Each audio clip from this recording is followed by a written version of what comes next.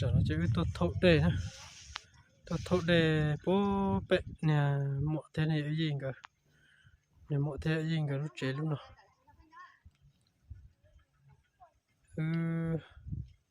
Cặp là ta chầu đây trâu trẻ. Mình giờ thế lấy xì. Đây chỉ dạo xì hắn sắp lại đi. Chỉ tôi thâu đây.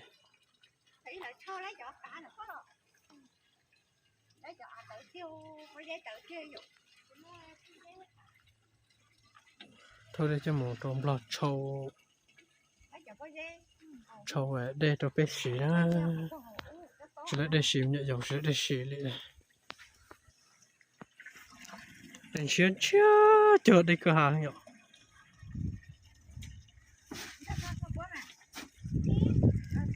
đánh xuyên thì theo mình sẽ đây xí thì lấy cho trâu đây là nhẹ dầu xí không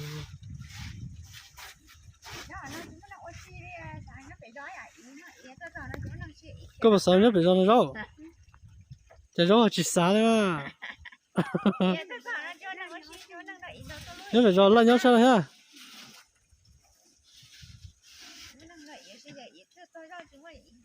còn non trả lên, bé plau buồn mẹ chứ, đã ở trên đó, đã ở là tôi chốt đây nè, plau buồn mẹ chỉ chọn ra.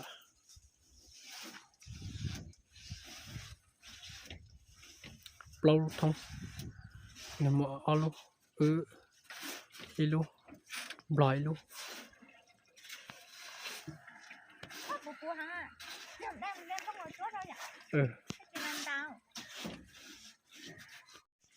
đèn xe thì tiếc giờ số nó thay cái đuôi thế sao bây giờ đi rồi chỗ tầm có nó giờ mà giờ tôi nè đắt to luôn à nó xài đấy kìa này nó cũng chơi nó là bây giờ nè rồi cần gì này đã lâu phải dùng con à hay mà sport cũng bật phi đã lâu nè cái chi phi rồi đà mà lâu lại rồi thì có chi phi bây giờ có chi phi là đâu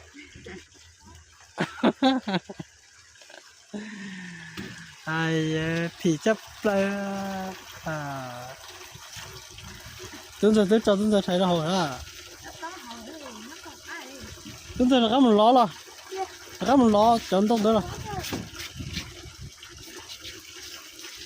bé là chỉ phím này là tao này chỉ mua xe đi tao này sợ kia rồi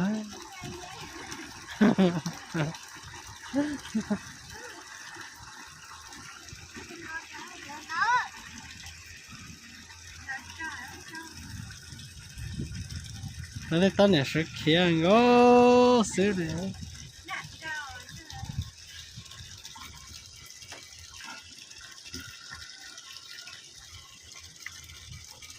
Tuấn giờ phải lo. Đi cho làm gì? Lo cho nó lo cũng lo rồi có. Lo đâu tu ha, lo cho nó lo sao? Không tập chào đèn trên thì tiêu rau này hậu để chè ha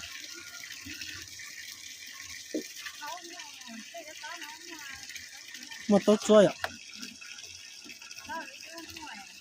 ha khu chỉ một tô chua mà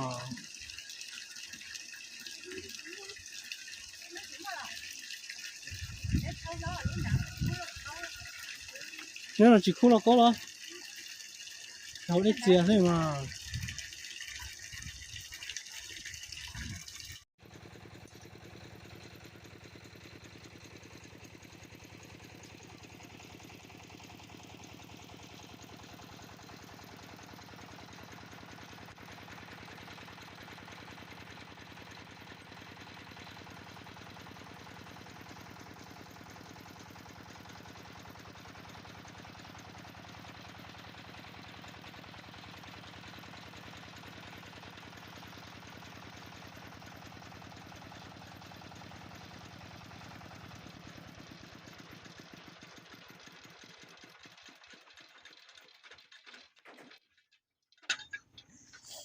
nó rất chán mà rồi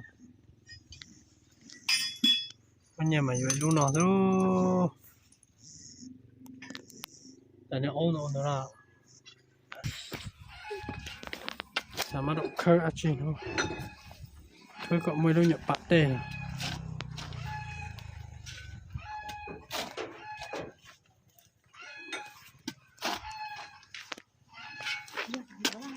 chàng khơi xít tung đây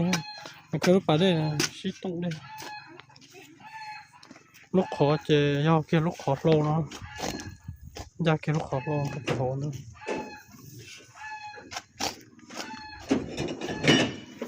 tôi sẽ trâu để tôi lo tôi sẽ trâu ra kia lúc khó là tôi hồ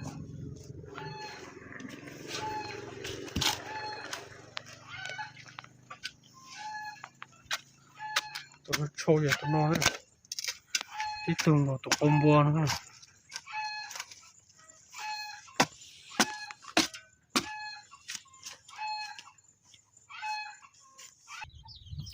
cái này chúng ta quý niệm dưới cái nào tôi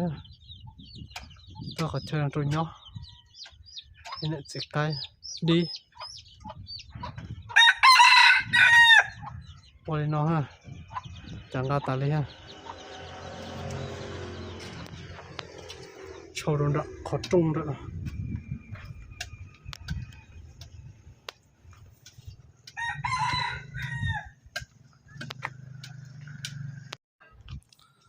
chỉ mát chết mát chả lâu nữa chả lâu là cho vô vào khơi lúc khó nữa tụi rất chay tụi rất chay nữa tụi nó rất chay là rộ ổn đây thôi tụi nó này khơi ổn đây nó tụi lú lú sọt nè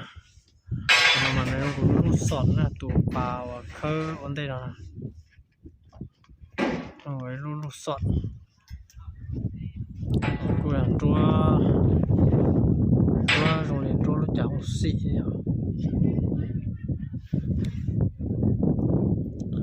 nó chả nó bây chả và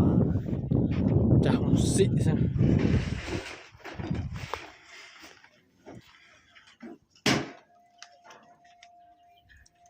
nó chẳng xị chứ tí chẳng xị nó mà tung trên sao đấy nhớ giờ không cần nó thế mà chơi tung con chơi bé không cần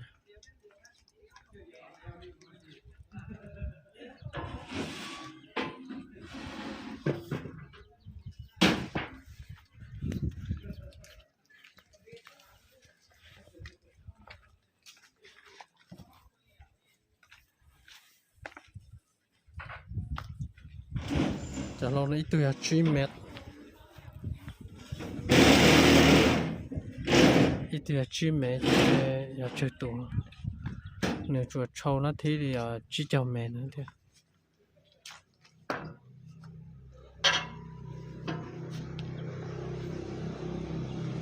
giờ chơi tủ mà lại để ít tôi ao tôi bé tôi lâu tôi chỉ tôi trâu tôi xài gì cho cậu ít ao cậu bé cậu lâu tôi để lại được tủ rất dài một số nói để cậu chỉ tôi lại để cục chi từ độ thế độ thọ đá thọ đá tị trừ thọ đá tị trừ có để tự này phải đây lông săn rồi phải đây lông săn rồi mà này đây cho nó đá tị trừ nó thì chứ đó tên là chơi có cho mà có đây tự ta chỉ có cú ba ít đồ cái có ba đồ cái rồi này cho nên là thọ đã tị chứ còn cho mà có đây tự xử lý nè chắc sẽ là họ trồng theo sai sẽ bé trâu sẽ bớt tự đi sao còn nó mà nhót xia cơ này nè nhớ nó mà đây nhóc tỷ cơ nhớ nó nè đây nhóc tỷ cơ để đây nhóc bó trả cái tên là chỗ đây ta chỉ sợ trong đi cho bên này tới trường blo trong đi và xã hội thì để anh theo sao trả trâu thì nó to mà chỉ tận để đi theo trâu đi lo chỉ cho mẹ cho tận để đi theo này sau đó si chậu sai bé trâu sẽ bật cho mẹ theo để tận theo họ sẽ trâu chuyện nó mà hay mà để mắt trâu để on nó chỉ lấy để hậu đi lại vì lúc khó đây ở bát trâu là chỉ cậu lăn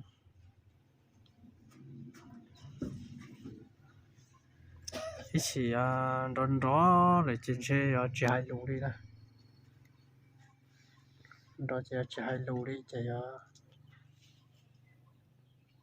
chỉ thay xe cho cái này chế nó bát chế nhỏ cậu chế đấy chế một chiếc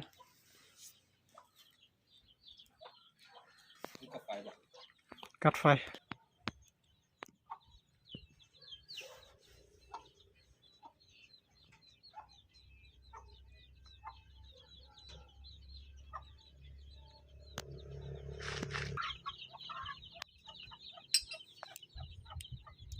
thọ tích chế tích trữ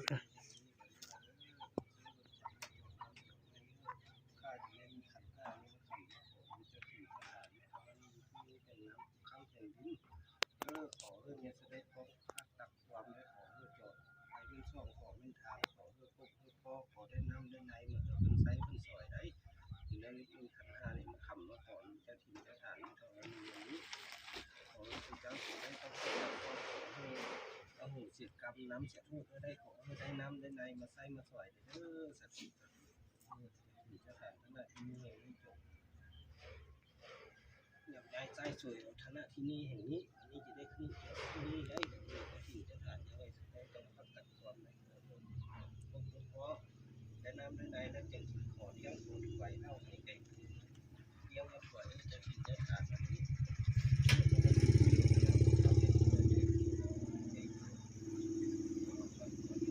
làm là chơi thọ ra là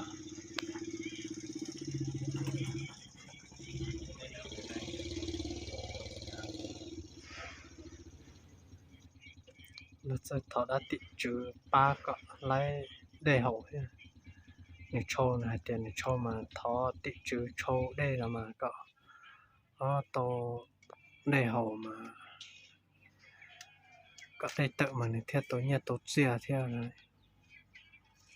tại đây tự mình theo tối nhà tốt xìa này tối nhà tốt xìa trên này đó mà ít đồ bay cho là bao rồi là cái chụp mà cho bao rồi là bí kiểu chỗ đây chỗ lú tạt tài đó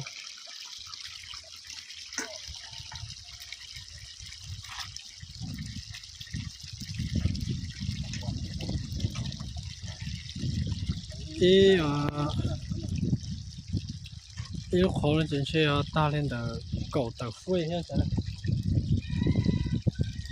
mà sẽ phải chơi phuê phải chơi cả thằng thôi tuần giờ kia đấy ạ kia đấy tụi nó chấm lâu ở chỗ có kia vào tụi nó sầu cũng cơ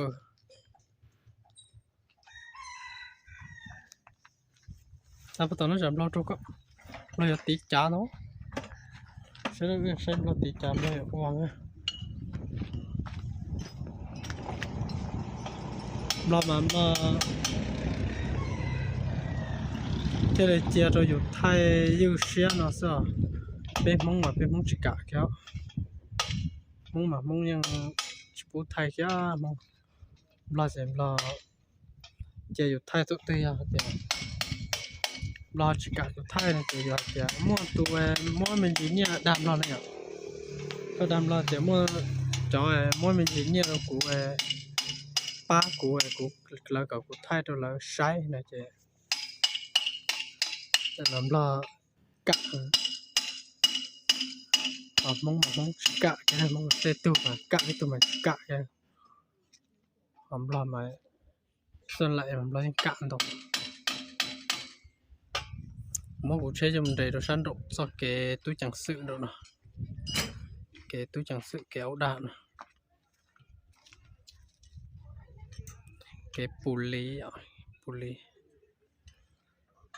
thế đấy làm lo chung rồi bị kia rồi bị kia nữa tiếp trả kia rồi làm lo cho châu cả làm lo giờ là một có tên là cái lần đó thì chỉ một cờ xua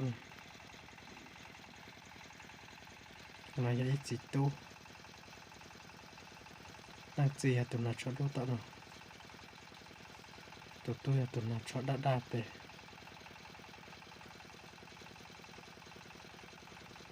và ta chỉ dạy tu chỉ tất cả hồ các bạn mình nhận lần ra và dạy tu ta sử cho phải thấu đề chỉ từอย่างchỉ lấy thấu đề bạn mình nhận ra dạy sọt lâu tốt rồi ít gì tu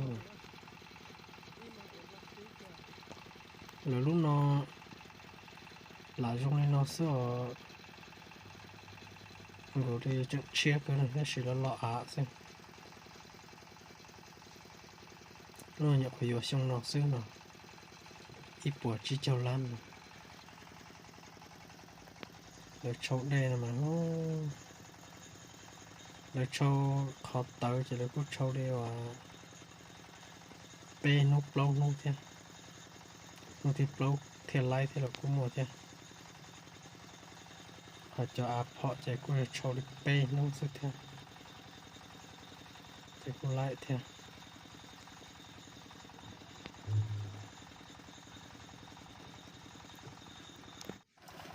chỉ tung lòng nó xuyên đấy tại vì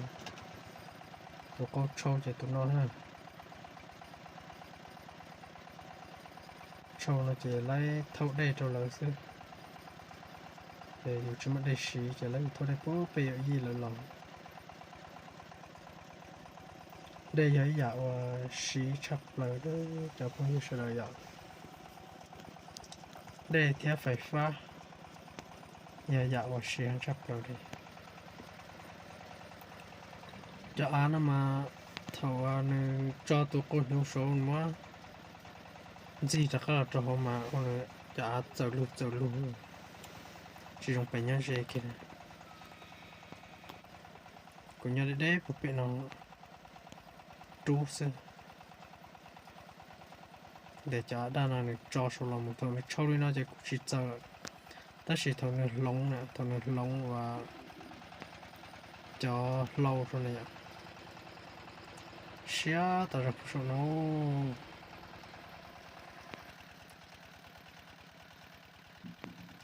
thôi đây là chỉ cho đây nó luôn nữa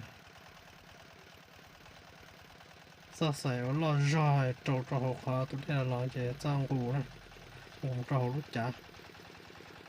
một đó chả chỉ chạm lên cù một trâu và tụ câu nhiều cho trâu nữa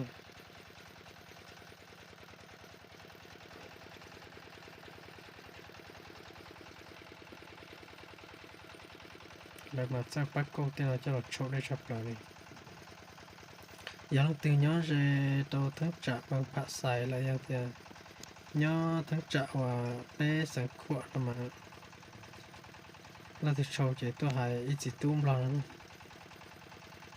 lời cuối mua đấu lú trả trâu nó thế đó chỉ lời trâu kỹ ít chỉ túm lần rồi cuối trâu bằng gì thế có bằng gì cũng chỉ bằng gì có kỹ cóยังchỉ kỹ à thế giờ chỉ muốn nghe lại ví dụ choยังkỹ thế này cho muốn nghe chỉ cứ chỉ đầu kỹ thế cái lúc khó nó là trâu chỉ giờ cậu lan này được เคเปเมืองพระไสนึกว่าชาวโตยอดรองรองซื้อเคมบ้านนอกได้เจอย่ามั่วอย่าได้เกือหาเลยเจเสดอเคมบ้านนอกจะชัวชาวจริงๆชาวรองจะมั่วได้เกือหา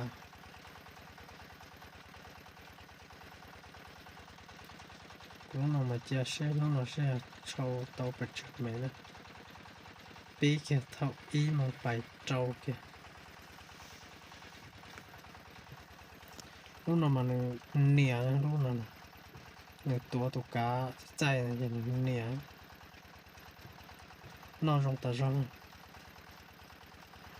ปลอรูเนี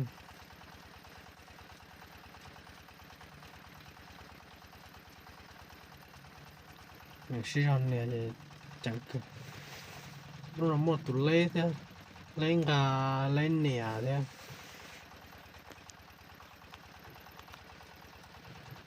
cái gì nọ chỗ gì nọ hơn tiếp đến rồi tiền chưa bao tụi nó đều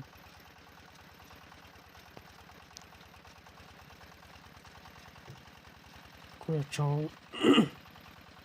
cho sai cơ giá trong cái là đó chỉ cho nó thì đã khá lằng gì nữa còn lòm gì thế cho sai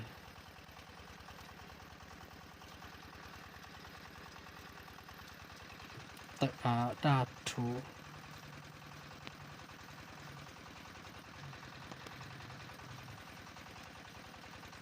กูเอาเตากูเอาจอนเจอสิ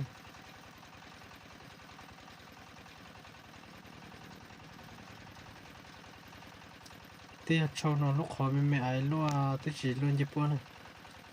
จะนั่งว่าปลาล้อรอจะรอปลาล้อรอนะเราจะอะไรด้วยจะถูกเสียรอบละโลก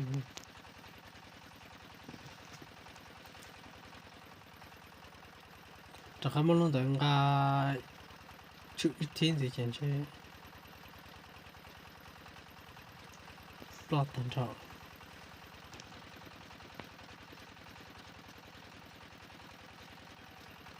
แต่นสิเช่นปลอดตันทอไล่ลงป่านั่น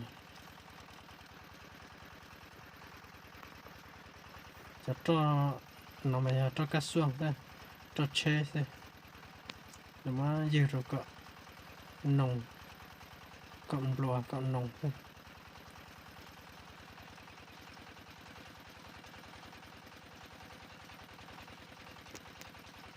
ไม่ยืดจนกุ้งบลัวพวกนั้น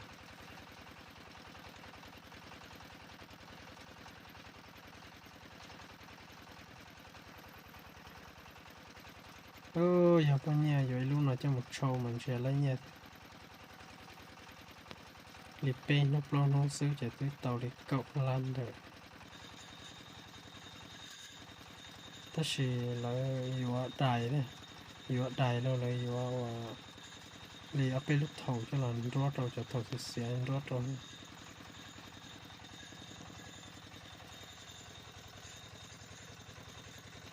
ที่สิตุ้มเรานอนเลยอย่าเป้าอย่าเขาลิชับเลยยังออกกะเจเนี่ยมันอย่าเจ้าเขาลิออกเลยเป้าเขาลิชับเลย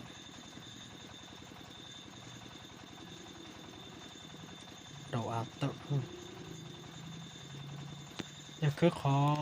น้ำซังอย่าเลยไปเข้าไปลูกขอวีไปมันใช่มันเดาหางนี้นั่นจะเรียกว่าจิมเมตเนาะจะเดาหางนี้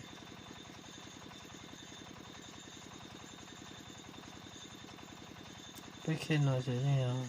คือตอดจุดแค่ประมาณนี้แหละเราจุดตะชิจเมย์เราจุดตะเมย์ที่อะไรได้หกเนี่ยจะเห็นว่ามันกาอยู่ว่ามันสิปันสิมันสิปันลงสิ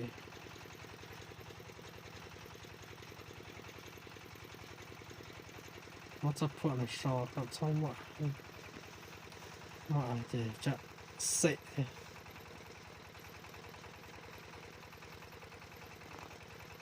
写歌条， chẳng ga lâu lòng ga xe cái nó mua đài lúc chả nó mua đài lúc sụt tao lúc đài nó mua sụt tao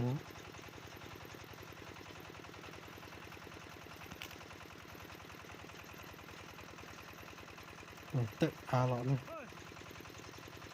chạy trong nó nãy giờ nó cho tụi câu bùa ấy liền thì tự này nó cho thầu ly chế này nhớ cho thầu ta lại và cho con bùa ly chế này tự này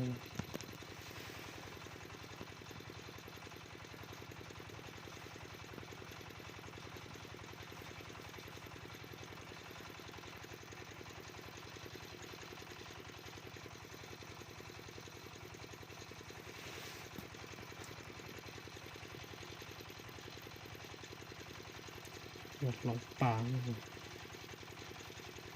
ที่ทอดตัวกระจิรอตัวเตี้ยที่